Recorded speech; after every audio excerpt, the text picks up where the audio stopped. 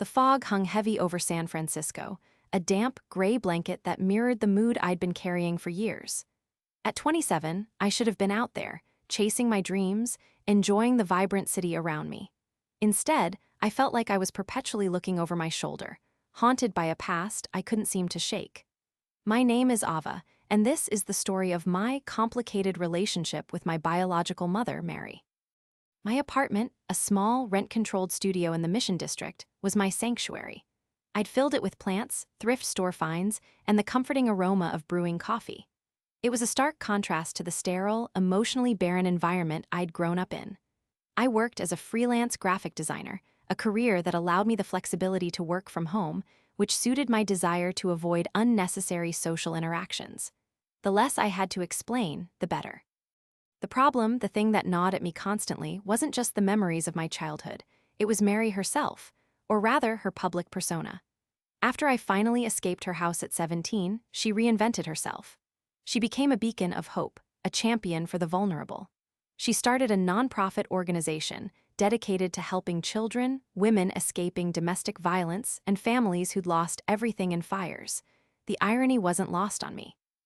The woman who had failed so spectacularly as a mother, the woman who had actively enabled my abuse, was now being lauded as a saint.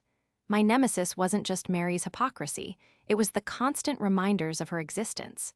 Every time I scrolled through social media, there she was, smiling for the cameras, surrounded by grateful faces.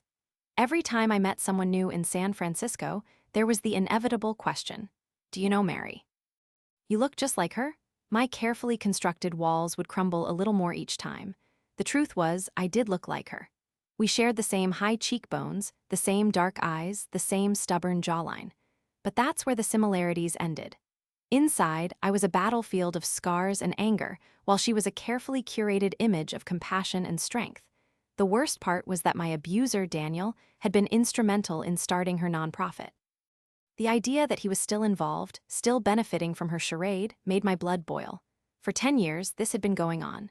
3 years of him living in her home with me, and 7 years of legal battles and the ensuing fallout from trying to get him locked up. He was the monster under my bed, and she was the one who had tucked me in at night, knowing he was there. The one who actively tried to sabotage the truth. I tried to ignore it. I tried to focus on my work, my friends, my own healing. But the anger simmered beneath the surface, a constant, low-grade fever. I'd built a life, a good life, despite everything. But her presence was a shadow, always threatening to darken the sun. One particularly foggy Tuesday, I was working on a branding project for a local bakery. I needed to immerse myself in something light and positive, something far removed from the darkness of my past. I opened Instagram, hoping for some inspiration, and there it was. A post from Mary's organization. "A happy birthday, Mary," message, complete with a photo of her beaming, surrounded by volunteers holding balloons. Something inside me snapped. The years of suppressed rage, the constant pressure to stay silent, the injustice of it all coalesced into a single, burning impulse. I typed out a comment, my fingers trembling. "Happy birthday. Too bad none of your kids were there to celebrate with you." I immediately regretted it. It was petty, childish, and completely out of character. I deleted it almost as quickly as I'd posted it, but the damage was done. I knew she would see it. I knew it would stir something up. I spent the rest of the day in a state of anxiety, jumping at every notification, anticipating the inevitable confrontation. It never came. Instead, I discovered I'd been blocked by her organization. It was a small victory, but a victory nonetheless. However, I still felt that nagging feeling in the pit of my stomach. I just needed to get my point across, but I also knew that I needed to remain anonymous to protect myself and my siblings. The frustration was overwhelming. I needed to vent. I needed to tell someone, anyone, the truth about Mary. But I couldn't risk exposing myself, not after all these years. That's when I turned to Reddit. I created a throwaway account and posted on the San Francisco subreddit. I didn't name Mary directly, but I described her organization and hinted at the truth about its founder.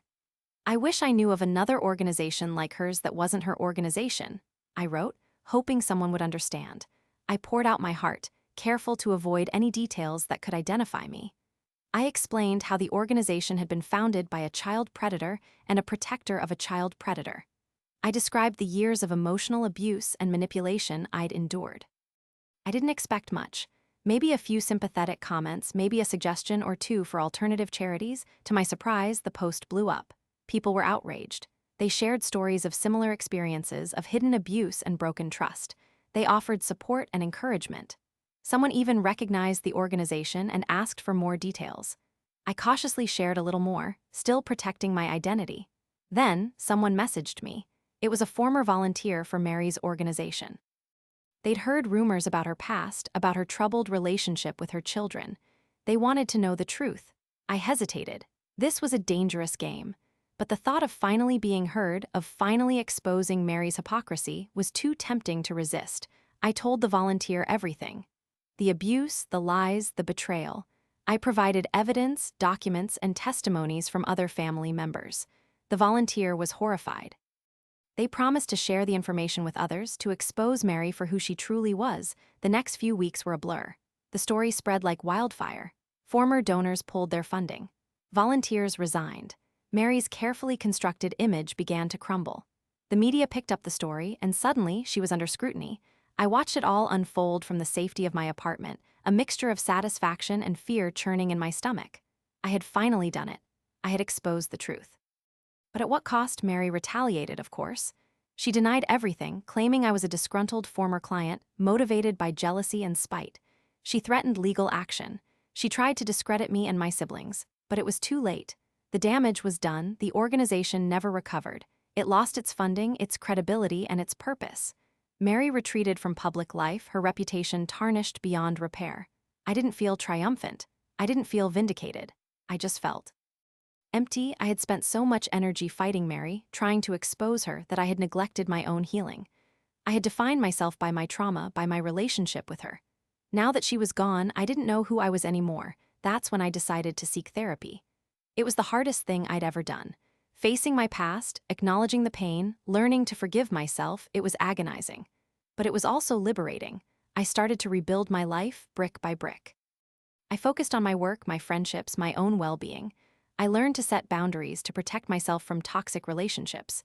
I discovered new passions, new hobbies, new ways to find joy. It wasn't easy. There were setbacks, relapses, moments of despair. But I kept going, one day at a time. Slowly, gradually, I started to heal. I started to forgive, not Mary but myself, for carrying the burden of her sins for so long, for allowing her to define me. Years passed. The fog over San Francisco eventually lifted, revealing a bright, sunny day. I moved to a bigger apartment, started my own design firm, and even found love. I was happy, truly happy. Then one day I received a letter. It was from Mary. She was dying. She wanted to see me. I hesitated. After all these years, after all the pain, did I really want to face her again? I thought about it for days, weighing the pros and cons. In the end, I decided to go, not for her, but for myself. I found her in a hospice, frail and weakened. She looked nothing like the vibrant, powerful woman I remembered. She was just a shell of her former self. We talked for hours. She apologized. Not directly, not explicitly, but in her own way. She acknowledged the pain she had caused, the mistakes she had made. She admitted that she had been wrong. I didn't forgive her. Not completely, but I understood her. I understood the fear, the insecurity, the desperation that had driven her to make the choices she did. As I left the hospice, I felt a sense of closure. The weight I had been carrying for so long had finally lifted. I was free, but there was a twist. A small, unexpected twist. A few weeks after Mary's death, I received another letter. This one was from her lawyer. It contained her will. To my surprise, she had left me everything. Her house, her savings, her possessions, everything. I was stunned. Why would she do this? Then I read the final page, a handwritten note addressed to me. In it, she explained everything. She knew she had wronged me. She knew she could never truly make amends. But she hoped that this inheritance would allow me to continue the work she had started, to help those who were vulnerable and in need. She asked me to use the money to start a new nonprofit, one that would be founded on honesty, transparency, and compassion. I stared at the letter in disbelief. It was the ultimate act of redemption, a way for her to finally make a difference, even in death. I didn't know what to do. Should I accept the inheritance? Should I honor her wishes? It was a lot to take in. In the end, I decided to do it.